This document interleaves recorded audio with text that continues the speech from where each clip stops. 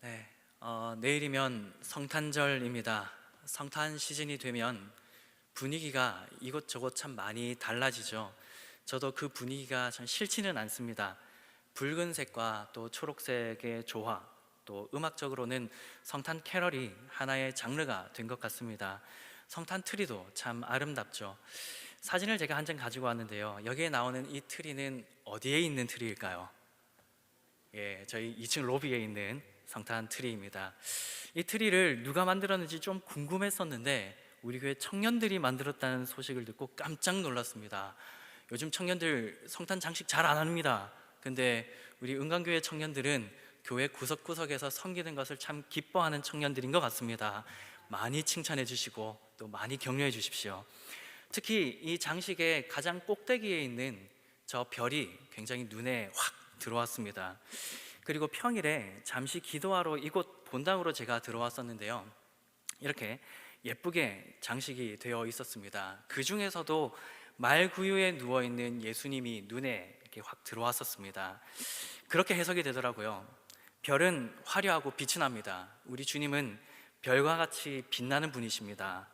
그분이 연약한 인간이 되어서 이 땅에 오셨습니다. 그 전능하신 하나님께서 죄 많은 세상에 인간이 되어 그것도 왕의 아들이 아니라 목수의 아들로 이 땅에 오셨고 왕궁이 아니라 말구유에서 태어나셨습니다.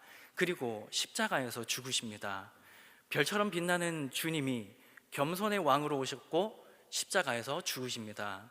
별처럼 빛나는 주님이 십자가에서 죽으심으로 말미암아 저와 우리의 모든 죄가 용서되고 예수 그리스도 안에서 우리는 새 생명을 얻게 되었습니다.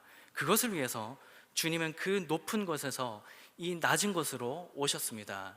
내일 우리가 맞이하는 이 성탄의 아침은 바로 그런 예수님을 기억하는 날입니다.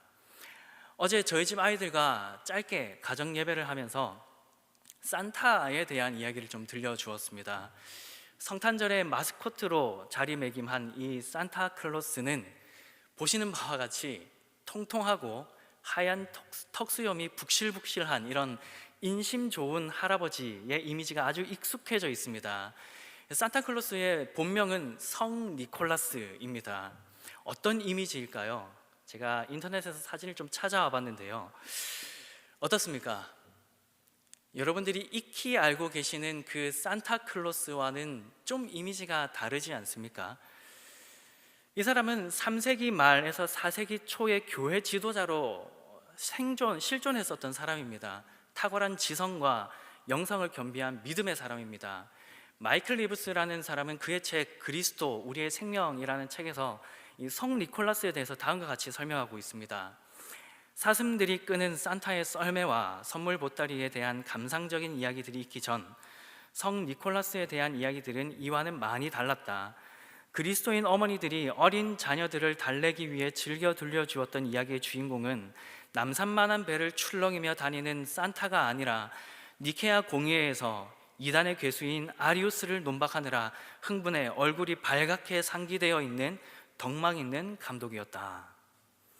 AD 325년입니다. 감독들의 회의가 있었고 니콜라스는 복음을 수호하는 교회의 지도자로서 그리스도의 신성을 부인하는 아리우스를 정죄하였습니다. 니케아에 모인 감독들은 긴 논의 끝에 성자는 성부와 동일한 본질이라는 고백을 하게 됩니다.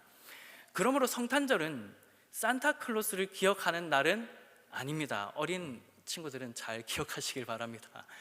성탄절은 산타클로스를 기억하는 날이 아닙니다. 이것은 니콜라스가 바라던 바도 아닙니다. 성탄절은 가족들과 함께 보내는 날도 아니고 연인들과 함께 보내는 날 아닙니다. 청년들은 잘 기억하시길 바랍니다. 성탄절은 우리 주 예수 그리스도를 기억하며 보내는 날입니다. 예수님은 어떤 분이십니까? 니케아 공회에서 밝힌 바대로 하나님과 동일하신 분이십니다. 이 사실을 아는 사람은 성탄절을 가족이나 혹은 연인과 함께하는 날 정도로 폄하하지는 못할 것입니다. 그런데 누가 예수님을 하나님과 동일한 분으로 알아볼 수 있을까요? 오늘 본문은 누가 예수님을 하나님으로 알아볼 수 있는지에 대해서 알려주고 있습니다. 바라기는 말씀을 통해 예수님이 누구신지 깊이 생각하고 또 묵상하는 그런 성탄 전야를 보내는 여러분 다 되시기를 축복합니다. 설교의 진행은 이렇게 됩니다. 먼저 본문의 내용을 살피는데, 오늘은 그 성경 봉독을 뒷부분 짧게 했지만 9장 전체의 내용을 제가 간략하게 좀 설명을 드리겠습니다. 날 때부터 시각 장애인이었던 이 사람이 어떻게 눈을 뜨게 되었는가, 그리고 그가 참 하나님이신 예수 그리스도를 보게 된 것이 어떤 의미인지를 설명하겠습니다. 그리고 마지막에는 적용하면서 죄인이었던 우리는 하나님의 은혜 안에서 예수 그리스도를 볼 수 있다라는 사실을 설명하겠습니다. 먼저 본문의 내용을 간략하게 설명드리겠습니다. 예수님께서 길을 가십니다. 그곳에서 날 때부터 맹인된 사람, 즉 시각장애인을 보십니다. 그때 제자들이 이렇게 물어봅니다. 선생님, 저 사람이 시각장애인으로 태어난 것은 누구의 죄로 인함입니까? 자기의 죄입니까? 아니면 부모의 죄입니까? 라고 질문합니다. 너무너무 자연스럽게 그렇게 질문합니다. 시각장애인으로 태어난 이 불행이 누구의 잘못으로 인한 징벌인지를 물어보는 것이죠. 우리는 선한 행동을 한다고 해서 항상 상을 받거나 악한 행동을 한다고 해서 항상 벌을 받는 그런 정직한 세상을 살고 있지 않습니다. 선을 행해도 벌을 받기도 하고 악을 행해도 상을 받기도 하는 이상한 세상을 우리는 살아가고 있습니다. 그럼에도 불구하고 우리의 마음 가운데 늘 가지고 있는 이상한 그 패러다임이 있습니다. 누군가가 무슨 해코지를 하거나 또는 예상치 못한 어떤 어려움을 만났을 때 내가 하나님께 무슨 죄를 지었나, 도대체 내가 뭘 잘못했지라는 생각을 하게 되는 것입니다. 제자들의 이 질문에 대해서 주님은 이렇게 대답하십니다. 이 사람이나 그 부모의 죄로 인한 것이 아니라 그에게서 하나님이 하시는 일을 나타내고자 하심이라 라고 말씀하십니다. 도대체 하나님이 하시는 일, 그 나타내고자 하시는 이 하나님의 일은 무엇일까요? 주님께서는 아주 의미심장한 말씀을 이어서 하시는데 거기에 답이 담겨 있습니다. 5절을 우리가 같이 한번 읽어보겠습니다. 5절입니다. 시작. 내가 세상에 있는 동안에는, 이 말씀 안에 오늘 여러분들에게 드리고자 하는 설교의 주제가 다 들어있습니다. 예수님은 세상의 빛이라는 사실입니다. 이 말씀을 하신 후에 예수님은 땅에 침을 뱉어 진흙을 이기시고요, 날 때부터 시각장애인인 그 사람의 눈에 그 진흙을 바르기 시작합니다. 제가 이 본문을 대할 때마다 약간 발칙한 상상을 좀 해보는데요, 눈에 이렇게 진흙을 다 발라야 되잖아요. 진흙을 이겨야 되는데 예수님이 침을 뱉어서 이거를 진흙을 이기셨거든요. 예수님이 침을 얼마나 뱉으셨을까요? 얼마나 뱉어야 사람의 눈을 이렇게 다 덮을 만큼 침을 뱉으셨을까? 이런 발칙한 상상을 해봅니다. 어쨌든 예수님께서 침을 뱉어서 진흙을 이기고 그 사람의 눈에 바릅니다. 이거 얼른 이해하기 어려운 행동입니다. 왜냐하면 그 대상이 앞을 보지 못하는 사람입니다. 앞을 보지 못하는 사람에게 진흙을 이겨서 눈에 바른다, 이해가 되지 않습니다. 더 이해가 되지 않는 말씀을 하십니다. 7절을 보면 실로암 못에 가서 씻으라 하십니다. 가뜩이나 눈이 보이지 않는 이 사람에게 더러운 침을 뱉어서 흙과 이겨서 눈에 덮어두고는 실로암 못을 찾아가서 씻으라니요. 이거 조롱하는 것 아닙니까? 앞을 보지 못하는 자에게 흙으로 눈을 덮어버리고 알아서 실로암 못가를 찾아가서 씻으라. 아주 자존심 상하지 않겠습니까? 그런데 이 맹인이 예수님의 말씀을 듣고 순종합니다. 실로암을 찾아갔고 씻었습니다. 어떻게 됩니까? 성경은 이렇게 증거합니다. 이에 가서 씻고 밝은 눈으로 왔더라 라고 기록합니다. 여기서 이 가서라는 단어 앞에 믿음으로 라는 말을 넣으면 더 좋겠습니다. 그는 믿음으로 순종하여 보게 된 것입니다. 날 때부터 시각장애인이었던 이 사람, 어둠은 무엇인지 알아도 빛은 무엇인지 알지 못했던 이 사람이 빛을 통하여 하나님께서 창조하신 아름다운 세상을 보기 시작합니다. 그는 예수 그리스도를 만나고 믿었고 순종함으로 볼 수 있게 되었습니다.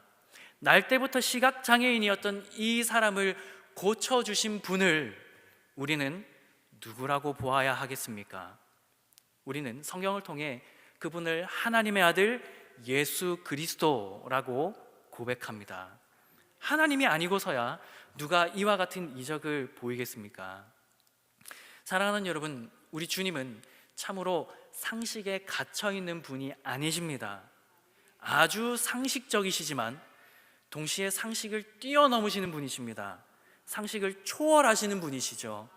우리가 믿고 따르는 주님은 바로 그런 분이십니다. 그러니 여러분들이 처한 상황이 어떠하든 혹은 마주하고 있는 문제가 어떠한 것이든지 주님을 신뢰하시고 믿으시고 간구하시기를 축복합니다. 본문은 여기서부터 진짜 중요한 메시지를 전달하고 있습니다. 진짜 놀라운 표적은 지금부터인데요, 날 때부터 시각장애인이었던 이 사람이 앞을 보게 되었던 것도 놀라운데 이 사람에게 놀라운 기적이, 더 큰 기적이 하나 더 일어나게 됩니다. 눈을 뜨게 되었습니다. 어떤 사람들이 찾아와서 물어봅니다. 네가 어떻게 보게 됐느냐? 예수라 하는 사람이 와서 진흙을 이겨 내 눈에 바르고 실로암 목가에 가서 씻으라고 하기에 가서 씻었더니 보게 되었습니다라고 답을 합니다. 이에 많은 사람들이 수근거리기 시작합니다. 저 사람 어떻게 보게 됐지? 야, 예수님이 고쳐주셨대. 이 사실을 들은 몇 사람들이 바리새인을 찾아갑니다. 왜냐하면 하필이면 그날이 안식일이었기 때문입니다. 아시다시피 안식일에는 노동을 하면 안 됩니다. 그런데 지금 예수님께서 노동법 어기셨다는 말입니다. 안식일법을 어기셨다는 말이죠. 이에 바리새인들이 눈을 뜨게 된 그 사람을 불러서 신문을 합니다. 네가 어떻게 보게 됐느냐? 똑같이 대답합니다. 예수님이 진흙을 내 눈에 바르시고 가서 씻으라 하셔서 씻었는데 보게 되었습니다. 같은 질문에 같은 답변이죠. 이쯤에서 질문 드립니다. 여러분, 예수님을 직접 만나고 예수님께서 하신 일도 직접 본 사람들, 이 목격자들은 어떠해야 되겠습니까? 다른 사람이면 몰라도 예수님을 직접 보고 그분이 하신 일을 직접 목격한 사람들은 그 기적을 통해 예수님을 믿어야 될 것 같지 않습니까? 놀랍게도 생전에 예수님을 직접 보고 그분이 하신 기적을 보고도 믿음이라는 게 생기질 않습니다. 오히려 그들 안에 분란이 일어나죠. 예수는 안식일을 범하였으니 하나님께로부터 온 자가 아니다라고 말하는 사람과 죄인으로서 어떻게 이러한 표적을 행할 수 있느냐라는 두 사람들이 함께 분쟁을 일으킵니다. 이에 눈을 뜨게 된 그 사람을 불러서 다시 묻습니다. 그 사람이 너의 눈을 뜨게 했으니 너는 그 사람을 누구라고 생각하느냐라고 질문합니다. 그랬더니 눈을 뜨게 된 이 사람이 선지자라고 대답합니다. 대답 잘했죠. 이번에는 유대인들이 이 사람이 맹인이었던 것을 믿지 않으려고 합니다. 왜 그렇습니까? 자기들이 원하는 답이 지금 나오질 않습니다. 원래부터 앞을 잘 보는 사람이었던 것 아닐까라고 생각하고는 그 맹인이었던 사람의 부모를 데리고 옵니다. 그리고는 질문합니다. 이 사람이 정말 너의 아들이 맞느냐? 맹인으로 태어난 게 맞냐? 그렇다면 어떻게 지금 앞을 다시 보고 있느냐라고 묻습니다. 부모가 뭐라고 대답합니까? 이 사람이 우리 아들이고 맹인으로 태어난 것은 사실입니다. 그러나 어떻게 앞을 보게 되었는지는 잘 모르겠습니다. 그가 성인이니 그에게 물어보시죠. 무책임합니다. 22절에 그 이유가 나와 있습니다. 그 부모가 이렇게 말한 것은 이미 유대인들이 누구든지 예수를 그리스도로 시인하는 자는 출교하기로 결의하였으므로 그들을 무서워함이로라. 여기서 우리는 종교가 타락할 때 사람들을 얼마나 심하게 억압하는지를 볼 수 있습니다.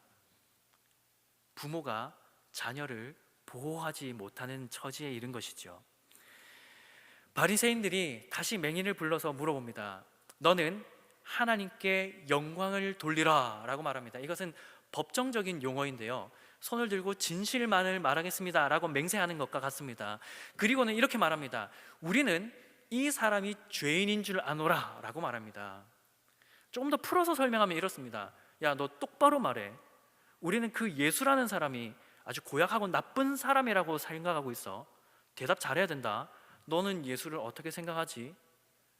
너에게 무엇을 어떻게 해서 눈을 뜨게 했지? 라고 질문합니다.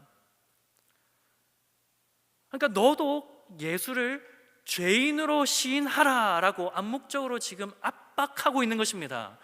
답정나라고 말하지 않습니까? 답은 정해져 있고 너는 대답만 해. 뭐라고 대답을 해야 될까요? 눈을 뜨게 된 이 사람은 이렇게 대답합니다. 25절을 보시면 대답하되 그가 죄인인지 내가 알지 못하나 한 가지 아는 것은 내가 맹인으로 있다가 지금 보는 그것입니다. 이제 대답하는 것도 지치지 않겠습니까? 바리새인이 다시 묻습니다. 그 사람이 내게 무엇을 하였느냐? 어떻게 내 눈을 뜨게 하였느냐? 원하는 답이 나오지 않으니까 계속 질문합니다. 여기서 이 눈을 뜨게 된 사람의 대답이 정말 재치 있습니다. 27절인데요. 대답하되 내가 이미 일렀어도 듣지 아니하고 어찌하여 다시 듣고자 하나이까? 당신들도 그의 제자가 되려 하나이까? 라고 질문. 그러니까 도발하는 겁니다. 발끈하겠죠. 그래서 28절을 보면 그들이 욕하여 이르되 너는 그의 제자이나 우리는 모세의 제자라. 이 사람은 어디서 왔는지 알지 못하노라 라고 말합니다. 바리새인들의 태도는 한결같습니다. 도대체 예수라는 자가 하늘로부터 온 사람은 아니라는 건 알겠는데 어디서 온지는 모르겠다는 겁니다. 분명한 건 그들이 보기에 예수는 죄인인 것 같은데 죄인으로 낙인 찍기에는 증거가 부족하다는 것이죠.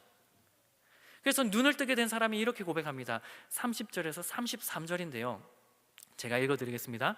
그 사람이 대답하여 이르되 이상하다.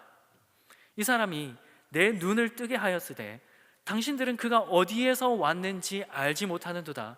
하나님이 죄인의 말을 듣지 아니하시고 경건하여 그의 뜻대로 행하는 자의 말은 들으시는 줄을 우리가 아나이다. 창세 이후로 맹인으로 난 자의 눈을 뜨게 하였다 함을 듣지 못하였으니 이 사람이 하나님께로부터 오지 아니하였으면 아무 일도 할 수 없으리이다. 그랬더니 이 악한 사람들이 눈을 뜨게 된 사람을 쫓아보냅니다. 쫓아보낼 때 독한 말을 한마디 남기죠. 34절을 보면 내가 온전히 죄 가운데서 나서 우리를 가르치느냐. 그러니까 예수님의 제자들이나 바리새인들이나 같은 생각을 가지고 있습니다. 당시 유대인들은 그렇게 생각한 거죠. 장애를 가진 자, 갑작스러운 환난을 만난 자, 인생에서 실패한 사람들은 하나님 앞에서 죄가 많아서 그 값을 치르고 있는 중이다라는 생각 말입니다. 한편 그가 쫓겨났다는 말을 들으신 예수님이 그를 찾아가십니다. 타이밍을 그때 딱 맞추세요. 중간에 나타나서 변론하거나 도우시지 않고 출교당하고 나서야 찾아오십니다. 그리고는 아주 중요한 질문을 하십니다. 35절에 내가 인자를 믿느냐? 어떤 사본에는 내가 하나님의 아들을 믿느냐? 36절에 주여 그가 누구십니까? 내가 믿고자 합니다. 37절에 예수께서 이르시되 내가 그를 보았거니와 지금 너와 말하는 자가 그이니라. 38절에 이르되 주여 내가 믿나이다 하고 절하는지라. 여러분 아멘이십니까? 실로암 목가에서 일어난 진짜 기적은 여기에 있어요. 날 때부터 시각장애인이었던 사람이 육신의 눈을 뜨게 되었다가 메인이 아닙니다. 진짜 메인 이벤트는 날 때부터 시각장애인이었던 자가 육체의 눈을 떴는데 그 육체의 눈으로 본 예수 그리스도를 하나님으로 고백하면서 절한 이 사건. 예수 그리스도를 하나님의 아들 그리스도로 볼 수 있게 된 것, 이것이 가장 큰 기적입니다. 이것이야말로 하나님이 아니시면 할 수 없는 표적 중의 표적이고 기적 중의 기적이고 이적 중의 이적입니다. 이후 예수님은 아주 의미심장한 말씀을 하시는데요. 예수께서 이르시되 내가 심판하러 이 세상에 왔으니 보지 못하는 자들은 보게 하고 보는 자들은 맹인이 되게 하려 함이라 하시니, 이거 누구더러 하시는 말씀이십니까? 그 자리에 있었던 바리새인들 들으라고. 여러분들 눈치가 굉장히 빠르시군요. 바리새인들 들으라고 하시는 말씀입니다. 그래서 바리새인 중에 있는 이 사람들이 예수님께 이제 빈정거리면서 이렇게 이야기합니다. 우리도 맹인인가? 그랬더니 예수님께서 뭐라고 하십니까? 41절에 예수께서 이르시되 너희가 맹인이 되었더라면 죄가 없으려니와 본다고 하니 너희 죄가 그대로 있느니라. 다시 한번 설명드리죠. 바리새인들은 물론이거니와 그것에 모인 모든 사람이 굉장히 놀랐을 것입니다. 왜냐하면 그때 당시에 모든 사람들은 날 때부터 시각장애를 가진 이 사람은 죄가 많다라고 믿어왔습니다. 반면에 이 바리새인들이야말로 하나님과 가장 친밀한 거룩한 사람들이라고 믿어왔습니다. 그런데 예수님의 이 평가는 완전히 다르게 나옵니다. 비록 날 때부터 시각장애를 가지고 있는 사람이지만 예수 그리스도를 하나님 안에서 예수 그리스도를 보게 된 이 사람은 하나님의 선한 일을 나타내는 의의 도구로 쓰임을 받았고, 반면 이 바리새인들은 율법에 철저한 이들이지만 예수님께 큰 질책을 받습니다. 무엇이 다를까요? 이 두 부류는 날 때부터 죄 가운데 태어났다라는 사실은 동일합니다. 그렇게 살아왔던 것도 동일합니다. 근데 어디에서 차이점이 있느냐 하면요, 바리새인들은 자신들의 의로 하나님의 백성이 될 수 있다라는 교만에 빠져 있었습니다. 나의 종교 생활, 내가 가지고 있는 종교적인 열정, 내가 교회를 위하여서 헌신하고 있는 이 공헌도가 구원에 영향을 줄 것이라고 믿고 있었던 사람들이 있는 것입니다. 반면에 이 시각장애인은 자신의 힘으로는 도저히 하나님의 백성이 될 수 없다라는 사실을 자각하고 있었던 것입니다. 그리고 은혜를 구했죠. 주님의 부르심에 믿음으로 응답하였습니다. 이것이 가장 큰 차이점입니다. 영적으로 교만한 사람들은 주님을 도저히 볼 수 없습니다. 다시 한번 말씀드립니다. 영적인 교만에 빠져 있는 사람들은 절대 주님을 볼 수 없습니다. 그러나 예수 그리스도의 은혜를 받은 겸손한 이 시각장애인은 주님을 보았습니다. 이제 마지막 대지를 같이 살펴보겠습니다. 사랑하는 여러분, 사실은 우리도 날 때부터 시각장애인이었던 것을 알고 계십니까? 예수님을 볼 수 없는 영적인 그런 영적인 시각장애를 우리는 가지고 있습니다. 어느 누구도 우리는 스스로 예수님을 구주로 고백할 수 없습니다.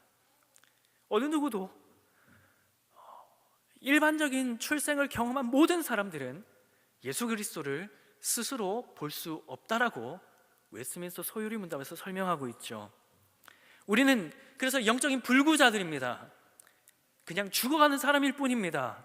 아니, 그리스도가 없었던 그 시점에 우리는 죽었습니다. 예수가 아니었다면 우리는 암흑천지 속에서 유리하며 방황하다가 영원한 형벌에 빠질 사람들입니다. 우리는 날 때부터 시각장애인들입니다. 그런데 예수님이 오셨습니다. 어둠 가운데 있는 우리에게 예수 그리스도가 오셨습니다. 5절에서 기록하고 있는 것처럼 주님은 세상의 빛이십니다. 요한복음 1장 4절은 이렇게 말씀하고 있는데요, 우리 같이 한번 읽어보겠습니다. 시작. 그 안에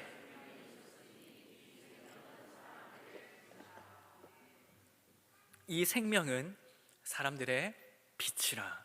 그리고 9절은 말합니다. 함께 읽어보겠습니다.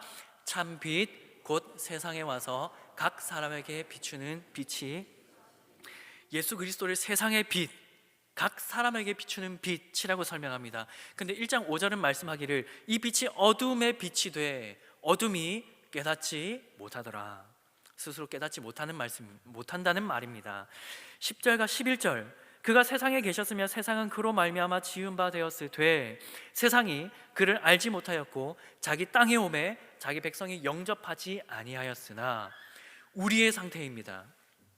완벽한 어둠 가운데 있는 영적 시각 장애인들, 비참한 상태이죠. 마치 이것과 같은데요, 여러분 한번 상상해 보십시오. 밤 10시경에 가로등 하나 없는 시골길을 운전한다고 생각해 보십시오. 거기에서 헤드라이트를 껐다고 한번 생각해 보십시오. 순간 엄청난 두려움이 엄습할 것입니다. 앞이 하나도 보이지 않고 어디로 가야 할지를 모르실 겁니다. 우리가 그렇습니다. 날 때부터 우리는 어디로 가야 할지, 무엇을 보아야 할지 전혀 감각이 없는 비참한 상태로 이 땅에 태어났습니다. 어둠 속에 있지만 어둠 속에 있다는 것조차도 인지하지 못하는 그런 상태였다는 말입니다. 이 빛을 누가 발견할 수 있습니까? 오늘 본문에서처럼 예수님이 먼저 우리에게 찾아오셔야 됩니다. 생명의 빛이요, 세상의 빛이 되신 예수 그리스도께서 먼저 우리에게 친히 찾아오시고, 그리고 하나님의 은혜를 받은 우리가 성령님의 도우심으로 말미암아 우리에게 주신 선물, 그 믿음을 통하여서 그리스도를 보는 순간, 그때야 우리가 예수님을 봅니다.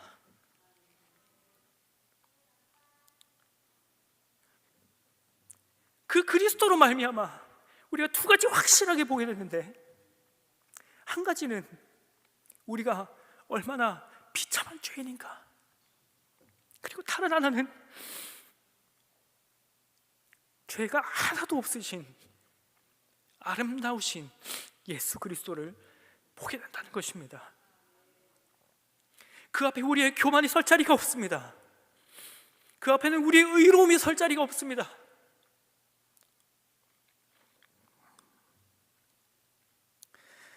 예수께서 친히 먼저 찾아오셔서 자신을 보게 하신 사람들은 죄인인 상태에 있지 아니하고, 요한복음 1장 12절을 보면 영접하는 자, 곧 그 이름을 믿는 자들에게는 하나님의 자녀가 되는 권세를 주셨다고 말합니다. 여러분들 예수님을 믿으십니까? 그러면 하나님의 자녀가 되었습니다. 여러분, 이것보다 더 높은 자리가 있습니까? 이것보다 더 복된 자리가 있습니까?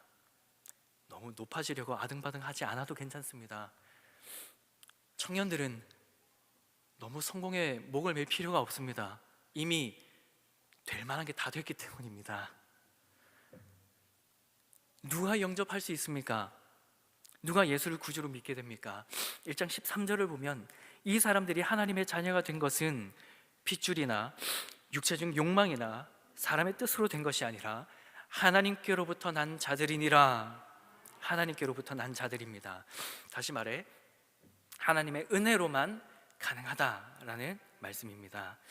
날 때부터 시각장애인이었던 이 사람이 육체의 눈을 뜬 것뿐만 아니라 영적인 눈도 떠서 예수 그리스도를 보았습니다. 그리고 주여 내가 믿나이다 하고 절하는 복된 자가 되었습니다. 여러분도 그런 복된 자가 되시길 바랍니다. 말씀을 맺겠습니다. 사랑하는 여러분, 주께서 사람이 되어 이 땅에 오신 성육신을 기억하고 기념하는 성탄을 우리가 하루 앞두고 있습니다. 여러분들에게는 이 성탄을 앞두고 무엇이 보이십니까? 화려한 장식, 산타클로스, 또 가족이나 친구 혹은 사랑스러운 애인들이 보이십니까? 여러분들이 눈을 씻으시고 다시 보셔야 합니다. 성탄절은 우리 주 예수 그리스도를 기억하며 감사하는 날로 보내셔야 합니다. 성탄절을 그렇게 보내기 위해서는 반드시 예수님이 보여야 합니다. 예수님을 보는 사람은 성탄절을 세상 사람들처럼 보낼 수 없습니다. 성부와 본질이 동일하신 예수님, 참 빛이신 주님, 세상을 사랑하신 그 성부의 보내심을 받고 죽기까지 낮아지시고 사랑을 실천하신 분, 육체적 맹인의 눈을 뜨게 하실 뿐 아니라 영적 시각장애인의 눈을 떠서 영원한 생명을 선물하시는 생명의 빛이신 주님을 볼 수 있어야 합니다. 어떻게 그 주님을 볼 수 있습니까? 하나님의 은혜가 필요합니다. 하나님의 은혜만이 그 예수 그리스도를 예수 그리스도로 볼 수 있게 합니다. 어둠 가운데 있던 우리가 눈을 떠서 빛이신 주님을 볼 수 있는 유일한 방법은 믿음으로, 준 주신 은혜로 그리스도를 마주하는 것입니다. 그때 여러분들의 눈에는 정말 아름답게 빛이 나는 그 밝은 빛 되시는 예수 그리스도가 보이기 시작하실 겁니다. 빛 되신 주님을 보고 믿고 사랑하며 살아가는 여러분 될 수 있기를 삼위 하나님의 이름으로 간절히 축복합니다.